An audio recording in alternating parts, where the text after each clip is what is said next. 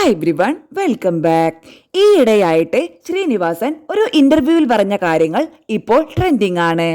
അദ്ദേഹത്തിന്റെ വാക്കുകൾ ഇങ്ങനെ: ഒരു സന്ദേശവും കൊടുത്ത് ജനങ്ങളെ പഠിപ്പിച്ച് നന്നാക്കി കളയാമെന്നുള്ള വ്യാമോഹമൊന്നും എനിക്കില്ല. ഇൻട്രസ്റ്റിംഗ് ആയിട്ടുള്ള കാര്യങ്ങൾ സെലക്ട് ചെയ്ത് സിനിമ ആകുമ്പോഴേ അത് കാണാൻ ആളുണ്ടാവൂ.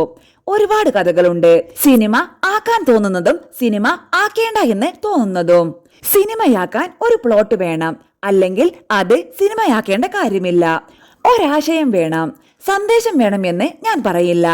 ആൾക്കാർ ചോദിക്കാറുണ്ട്, നിങ്ങളുടെ അടുത്ത സിനിമയിൽ എന്താണ് സന്ദേശമെന്ന്.